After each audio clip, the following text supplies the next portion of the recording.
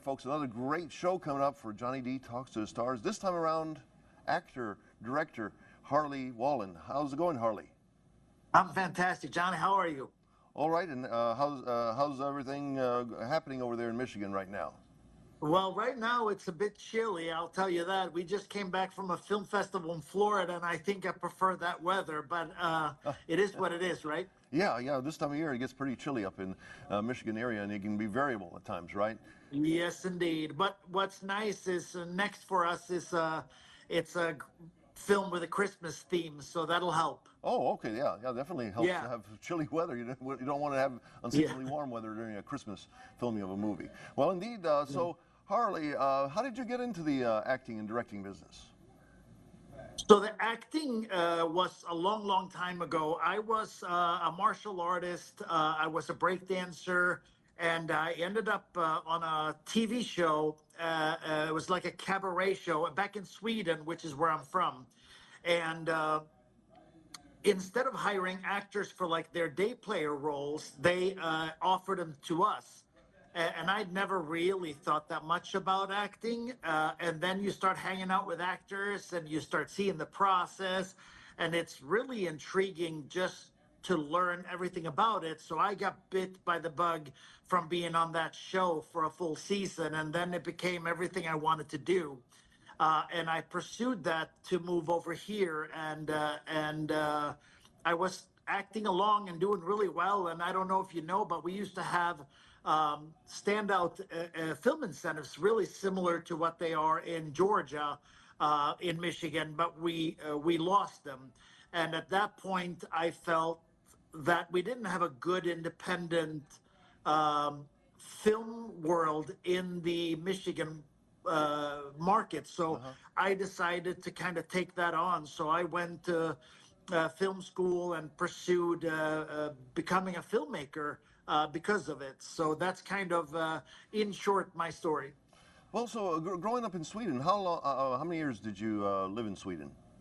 My first 24. Okay, so did you ever imagine that one day that you would be having a career here in the United States?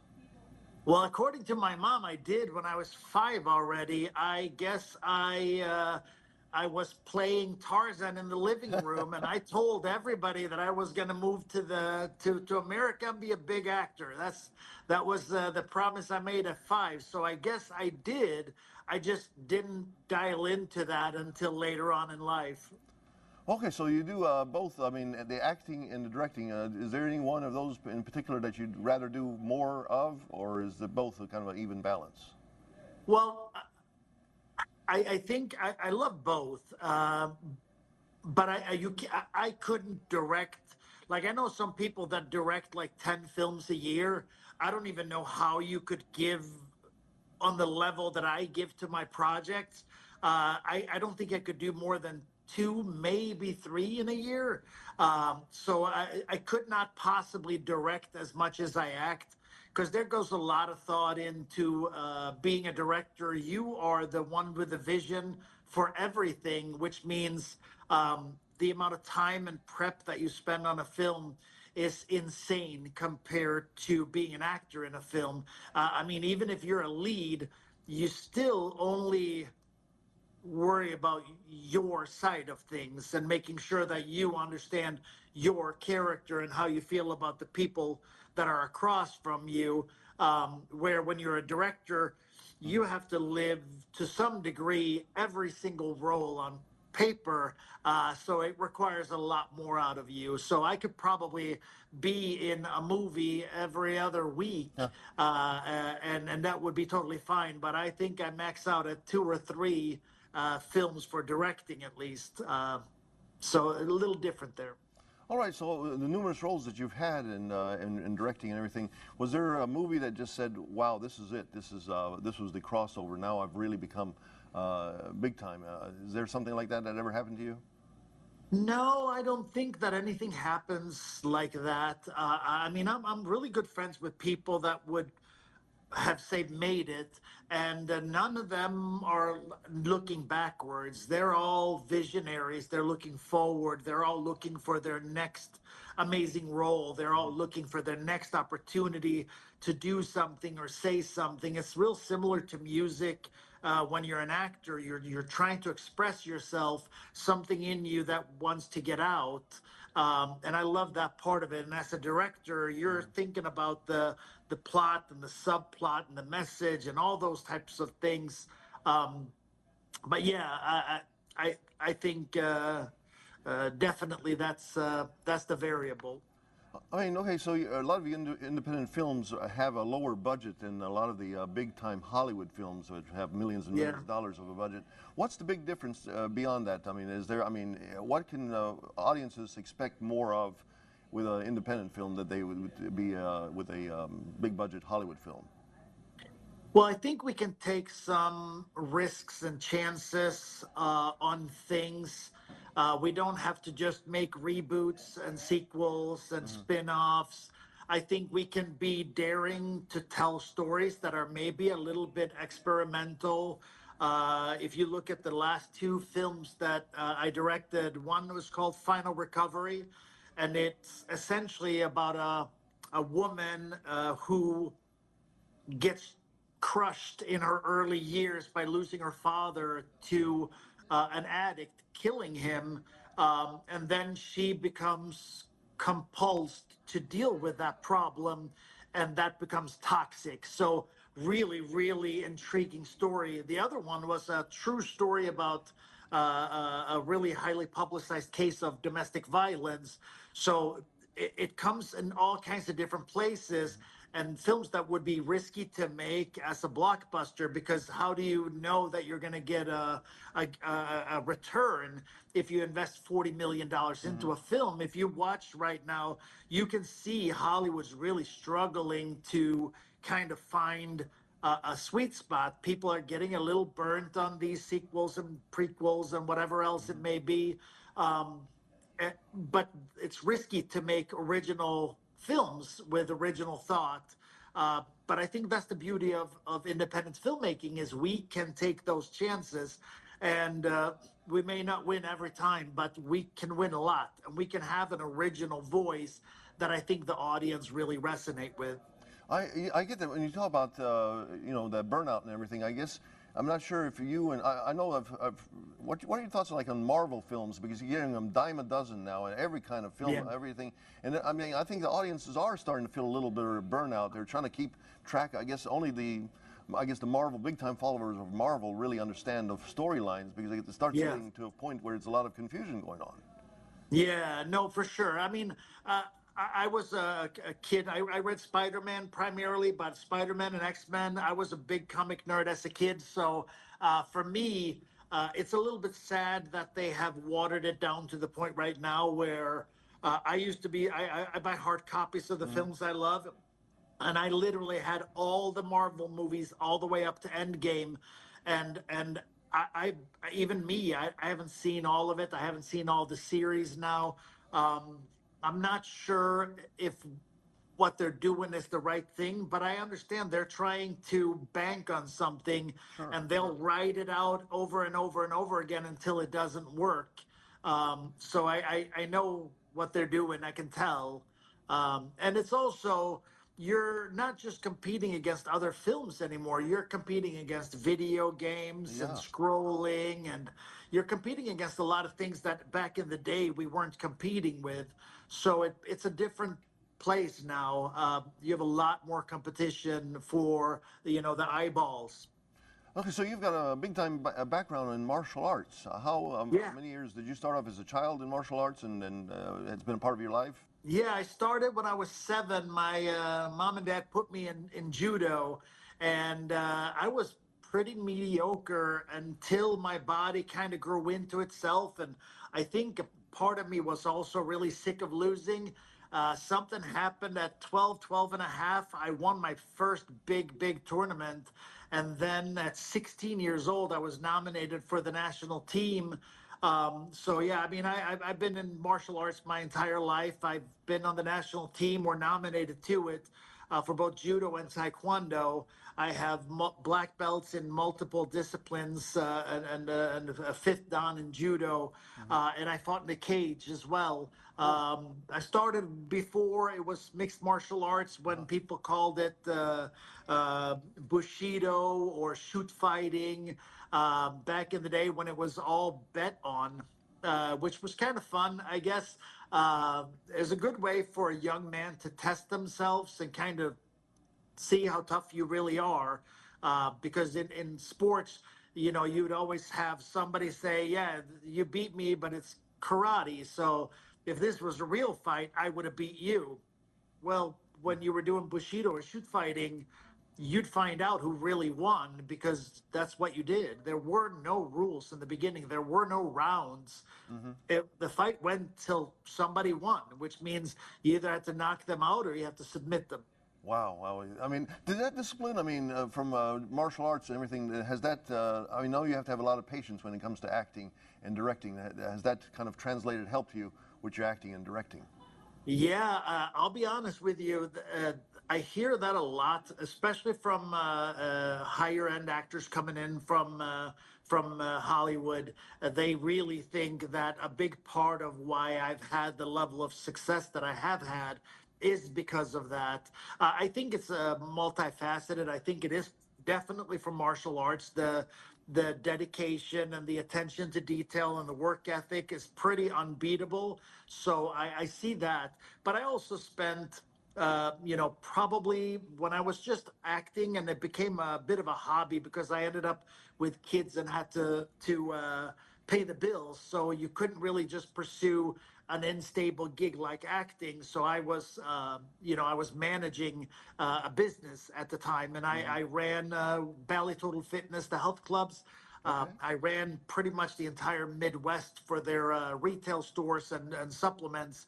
And then I took over the YMCA for the Metro Detroit area and all their fitness programs. So I think that is another part of it that I think makes my business side really strong to understand how to get people to invest and to get a return and so that it works for everybody so that you can keep doing this. You know, I'm 14 films in now, a decade plus later.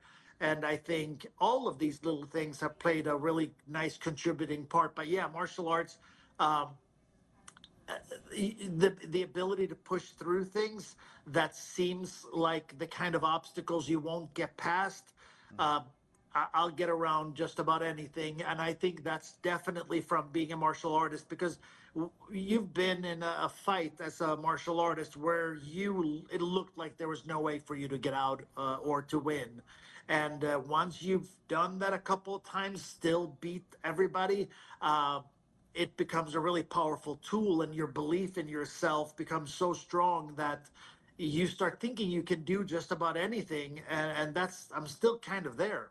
I mean, you talk about, you know, the toughness of martial arts and everything. Was there ever like a scene or something that you did in your movies and stuff that you just said, oh my gosh, this is going to be it was just tasking, let's say? Well, I will say one of the most fun scenes I've done was a big fight scene with TJ Storm from The Punisher.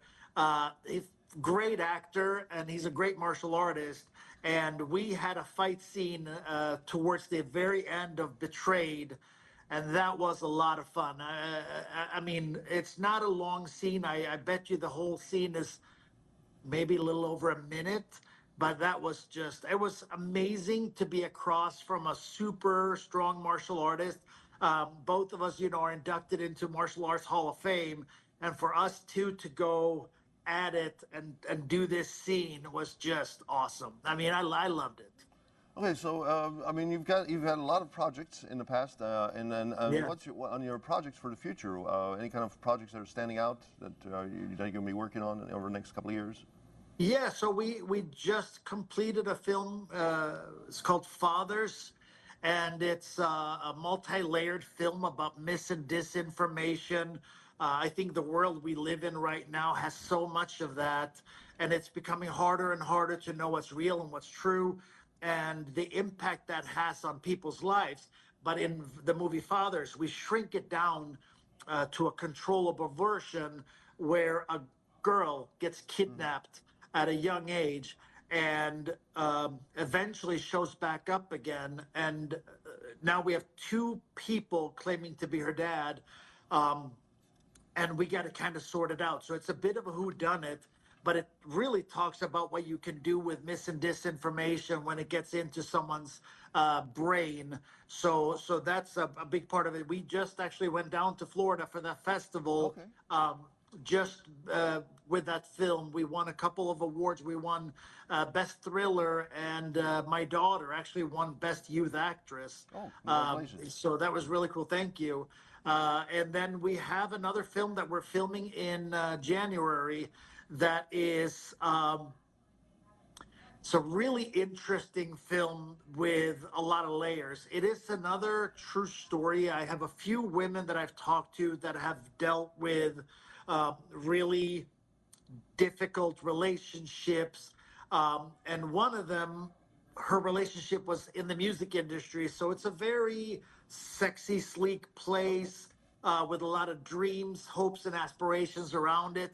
And because of that, I think that film to me is going to be something really special, because to play something combustible like a wild, out of sort relationship into the music industry, and to see maybe a little bit behind the scenes of what the Diddy situation may or may not have looked like on the inside. Because I think when I heard people talk about the Diddy case, a lot of people didn't quite understand the processing of grooming and all the things that go hand in hand with that.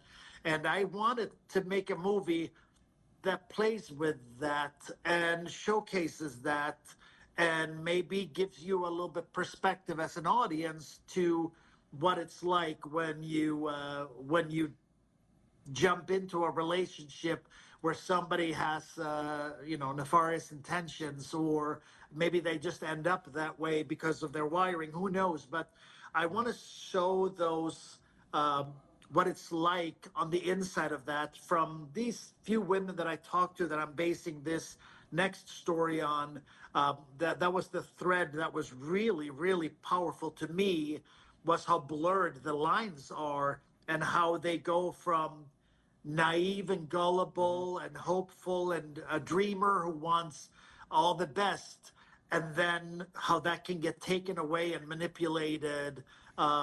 I thought was really powerful. So I feel this movie is going to do that. It's going to take you through that whole scene of where does play end, where does consent begin, and all those difficult questions. So we're going to be tackling that on set in January. So we're really excited about this one.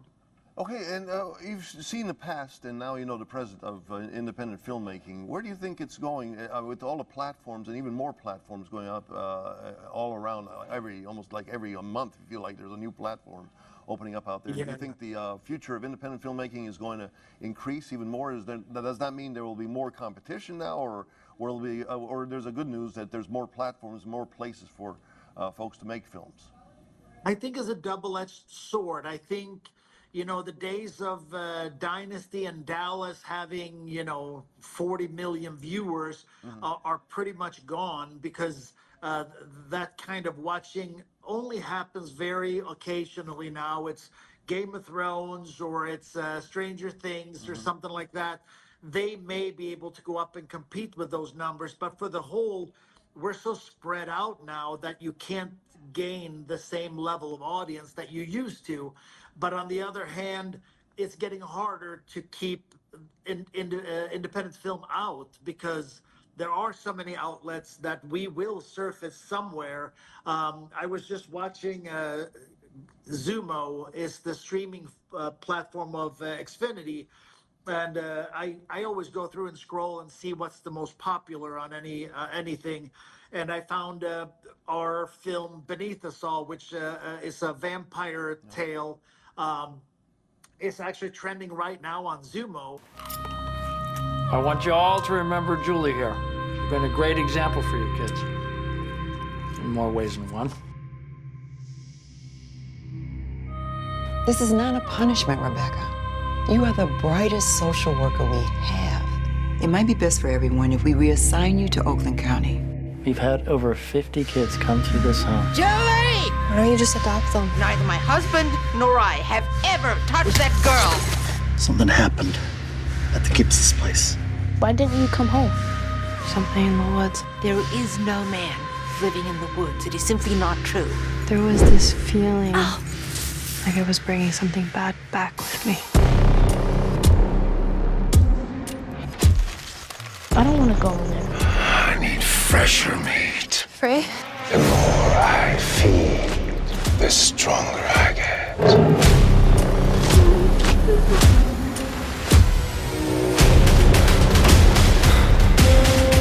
No! I don't want to be here. You can't save everyone.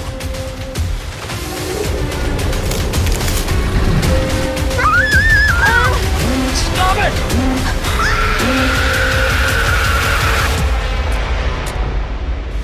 His pride proved to be toxic for all of you. And that film released 2.5 years ago. So it's pretty wild to think how films can hold this long in today's world when everything is moving at 100 miles an hour. So it's probably not quite as effective because it's harder to find things. If you're not an original or whatever, you're not going to get pushed out in front of the audience, which means often the audience will never even know about your film because you'd have to search for it by name, which means now marketing has to hit you. And how do we hit you with marketing? If it's an independent film, we have a limited budget, so it makes it trickier. But if you get trending, like we've had the fortunate luck to do, you can get a much, much bigger audience. We found out, and I don't know where we are now, but at the beginning of this year, we learned that our film Betrayed had reached 75 million legal views worldwide, which is crazy. Wow. That thing is dubbed into 14 languages and all over the world. And it's one of them cool things that can happen to an indie film now made for, $100,000 and is going to be worldwide everywhere, which is pretty special. I don't think that could have really happened 20 years ago. I don't think that was an option. Understand. I mean, do you have a dream project that or is there something inside of you that says, okay, one of these days you have that big thing that's coming out? Or I mean, you've had a lot of great films and everything, but is there a dream, do you have a dream project? Yeah, I have 2 scripts that really, really pull at me. I have a lot of films that I'm dying to do, but I have 2 scripts that I personally believe are worth waiting on a big budget. One of them is called The Peculiar Mind of Peter Strauss, and it is a sci-fi horror thriller with mental health being its basis. And then I have another one that's called Alone in a Room, which is addiction, mental health centered pieces as well. I love diving into a big story that you can watch with a popcorn and just be entertained. Cool. But I love a sub-layer of something that challenges maybe the way you think and maybe give you a new perspective on something. I think that's the that I really want. I want to be able to do that. All right, and you've had this long career of directing and acting and martial arts and everything. Any advice for anybody out there that wants to get into this? I mean, somebody that's maybe working on their first film, like where do you go? How do you go about in this modern day? Do you just go to the people with the platforms and say, hey, look what I got, or how does one get started in this? Well, let's start with the very, very beginning. I think the most important thing is to do it. If you have dreams and aspirations of doing this, and if you feel called to do it, then I would say do it. I've seen a lot of people, now that I'm been making films the last 12, 13 years, I've seen a lot of people that are coming in and joining us investors to be a part of something, but they let go of their dreams and they don't really have it anymore, but they still want to be a part of something special. So I would say try your very best to do it, because it's an experience that will change you and it will shape you. So do it. That's the first thing. The second thing is do your diligence, do your homework. Uh, don't be one of them people that just throw it together, because it's disrespectful to everybody that invests their time and money into your project. I mean, even if you're just an actor that's coming on set, if you don't take it serious, if you don't complete it, if you don't try to make everybody look their very, very best on screen and try to make the strongest product you can, then walk away. Either do it all or walk away. And then from that point of view is just collaborate with your cast and crew and make, make a village out of this and make this film with your team, and let's make everybody super proud of what you can do. I mean, there's a lot of directors out there. I mean, and there are past directors too. I mean, just naming a few. I mean, your thoughts on folks like Scorsese or Alfred Hitchcock. I mean, what was their? You obviously know their brilliance, but you as a director have more of an insight. What do you think about them? Are they as brilliant, or is it the actors that made it brilliant? I think it's all a collaboration. I think if there's one hit and then nothing else comes, then lightning kind of hit, and it was a bunch of things going right. And without all those components, they're not capable of doing it again. But someone like Hitchcock or Scorsese or Tarantino or Michael Mann or any of these amazing directors, it's far beyond luck at that point. These are people that just do their homework and work really, really hard at telling and conveying a story, and they trust and enable their team without giving up their personal vision. Because at the end of the day, as a director, I make the outline of it all, and then people will fill in their colors and their characters and their lighting or whatever, their style or their interpretation. As long as it is within the story and enhances the story, which is why you got to hire the very best actors you can. I don't love the trend with a lot of influencers getting involved and everything else. I don't mind it as long as they do their homework. But again, we got to respect the art and do it justice. And I think when we do that, good things happen. And that's what they do, is they've found a way to find a small village around them. A lot of them use same or similar people, same cinematographer. One of the things that I loved about Hitchcock that I still believe in is that the death is not the climax, it is the end. When you watch a lot of these films now, and I'm not going to name them because I don't like trashing people's work, but a lot of them now, it's a gore fest, it's blood, and it's just like exploitation. And I'm thinking to myself, did you not remember the fundamentals of storytelling, that I won't care about the people on the screen unless you've allowed me to fall in love with them, to care about them? And I think that's what's missing from so many films today, is we're shooting horror films out of the villain's perspective. Who benefits from that? I'm not sure how that's good, the exploitation. I don't know of having these incredibly gory scenes are always the best way to go. I don't know if that's what we want. Like you take a girl and you go on a date and you watch a movie and you're sitting in there and you're getting disgusted and then you're going to finish up and go on a date. I don't fully understand the storytelling anymore. I think the storytelling is crucial for all this. And I think that's what those guys get. They get the journey part of it. And I try my hardest to to do that same thing. If you watch my films, there's a lot of homage to the greats came before me.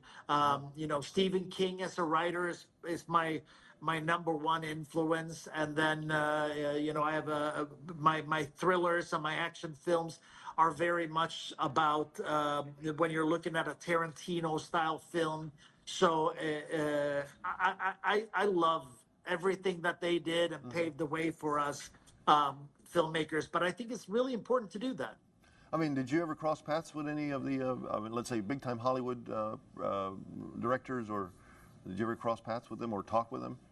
Yeah, I've had a few opportunities. Probably the one that I milked for all it was worth was I went to the Maverick screening at CAA with John Savage, and that was incredible to go. I mean, Jerry Bruckheimer was there, Joe Kosinski was there, all of these incredible people, and I stood with Joe for probably a half hour and picked his brain on things. Just because, you know, one of the things that I remember in my early days, somebody said in some review, "Oh, I guess everybody gets a close up." And I was like, am I close up heavy? And then I started looking at other films, and I go, no, I don't think I am. But the perception of a feeling that way may be something. So I was nitpicking, and then one of the producers of Heat was somebody else that I spent a lot of time picking on and trying to figure out how some of those guys do what they do and make it so seamless. Yeah, it's I love that. I love learning. I always take the mindset of a student, and I never quit. Like, I still watch studio binder work and stuff like that every week, just working on becoming a better director, a better storyteller, a better writer. I mean, okay, well, just a little offbeat question. It's 2075 now. We're all gone, basically. I mean, we'll be very old by then. Yeah. What do you want to be remembered as? Director or actor or both? Or what do you want to leave this world saying, wow, this was my impression I left on the world?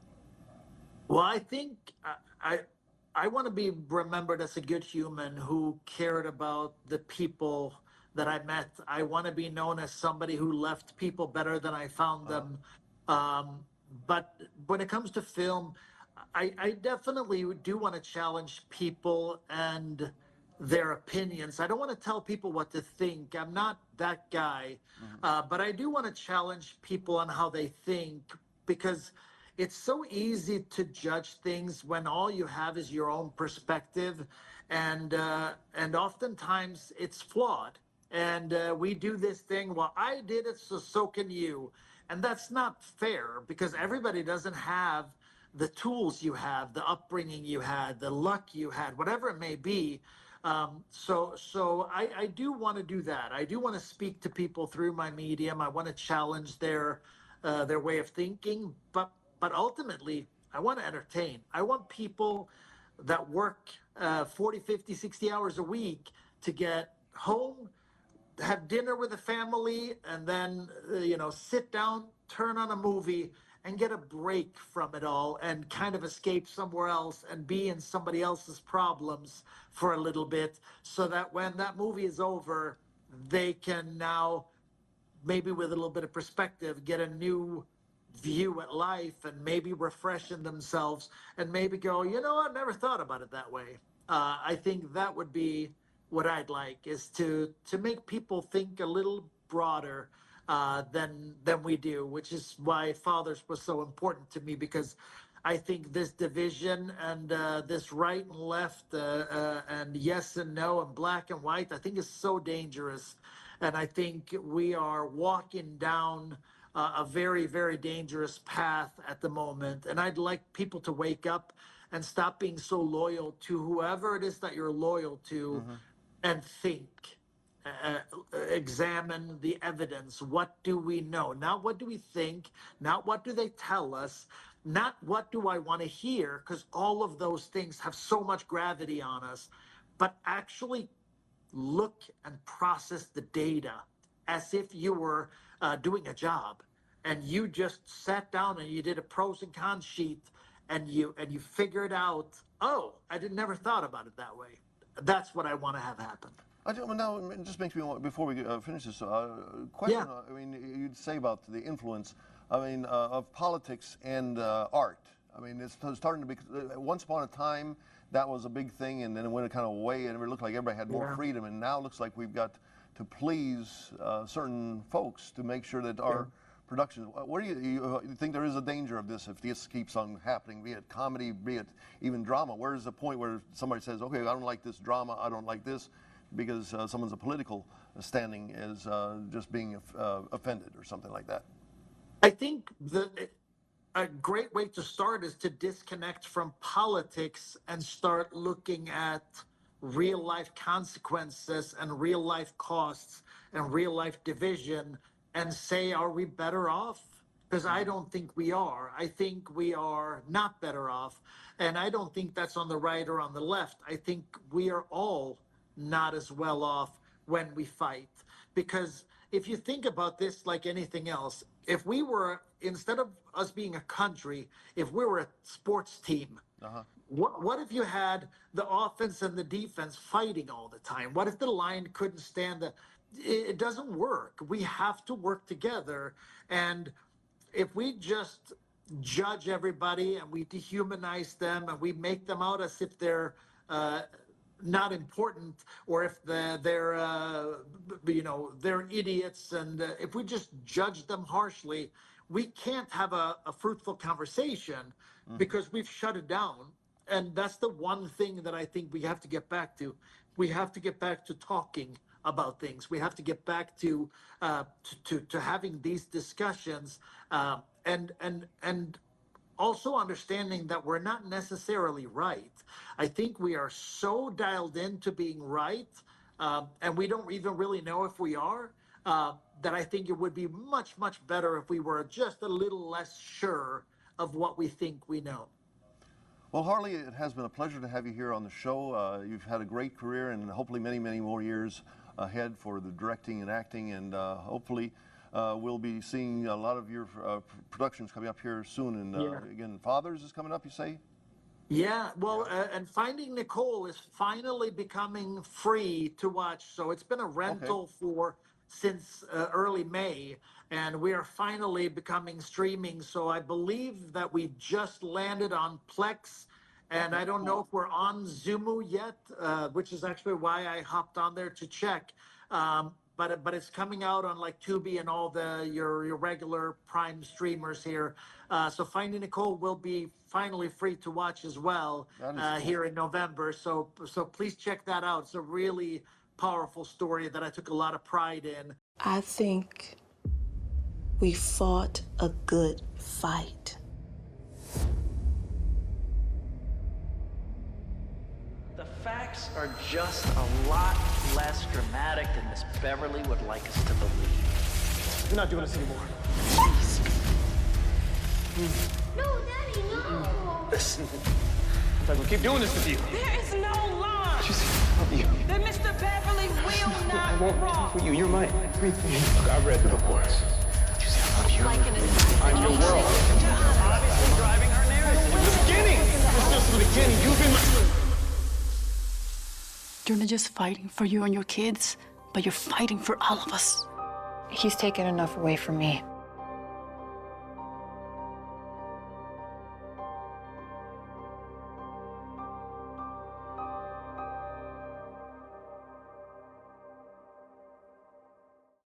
Final Recovery is already out on Tubi.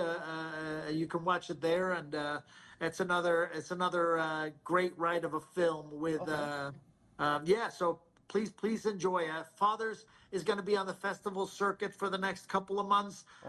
We will get a release date assigned later on this month, but it probably won't be till probably April or May.